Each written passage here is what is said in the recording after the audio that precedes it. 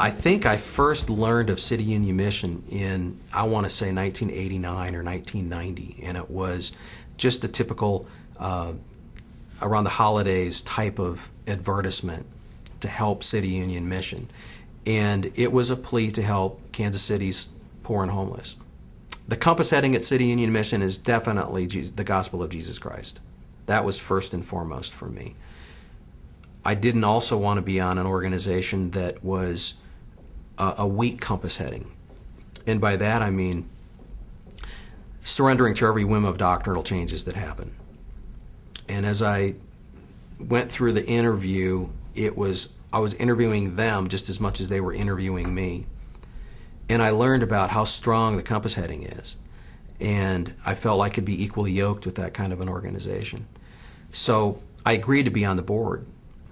But I really didn't know what I was getting myself into.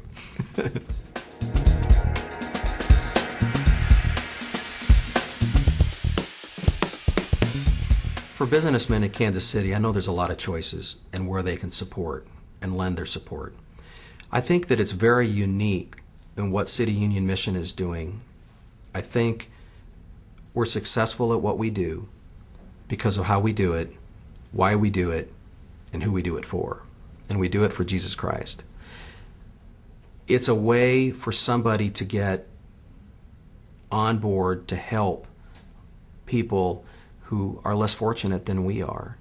We're not only trying to help people that are homeless, we're also trying to prevent people from becoming homeless. We're also trying to prevent people from getting hooked on drugs. We're trying to prevent people from becoming alcoholics. So, yes, we're trying to help the people who are in the environment that they are, but we're also trying to prevent people from going into that. That's a unique dynamic within City Union Mission. Our success rate in the number of men that stay sober, stay off drugs after they leave our program is significantly higher than any program that's been monitored nationally that doesn't use the Bible as a tool to teach them the tools that they need to stay off from drugs, stay out of alcohol, or whatever addiction they may be struggling with.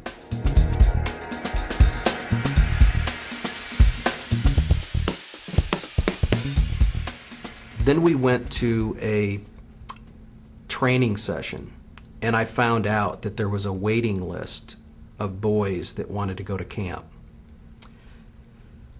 And my heart just broke. I felt so sorry that these kids wouldn't be able to go unless there was enough counselors. And so that was when I decided, I've got to do this, and God's going to take care of it because I'm just following His lead, and I'm doing what He wants me to do. So I went to camp, and I went with an attitude of, I'm doing all these boys such a big favor because I'm coming. And isn't it wonderful that I'm coming and they can come to City Union Mission's Camp Comcedo? And as the week progressed, God really worked on my heart. And He changed it in such a way to realize that, Mark, I didn't just want you to go to camp for the boys. I wanted you to go to camp for you. And it really taught me a lesson because there were dynamics that were going on at the office that I was worrying about. But yet He continued to tell me, Mark, I've got it under control. I could feel it in my heart, but in my mind, it was a battle for me. And as the week continued to progress, all of the problems that I had anticipated that were happening at the office turned out to not be problems. Everything worked out fine, and He taught me something from that. He taught me to trust Him, that He was in control. And it was a real moving experience for me after camp was over with. And these boys that I had grown attached to for the whole week were going home. And many of them didn't want to go home. They were going back to home lives that were abusive, that were and are not loving homes. And for a week, we were able to love on these kids and show them what it's like to be within the family of Jesus Christ. And that just warms my heart when I think about it. And it was probably one of the best experiences that I've had in a number of years. My children are really impacted by it, and they're so on fire about camp that they want to go back next year. And I think I saw the biggest change in my daughter for the week. Emily was there, and I'm not sure that she was having a great time earlier in the week, but towards the end of the week she told me that she said, "Dad, I found out that being at camp wasn't about me. It was all about these kids." And it just warmed my heart, because I thought, she got it. I got it. And Kyle, my son, definitely got it. He'd kind of figured it out earlier than I did. You know, he'd already kind of figured that part out.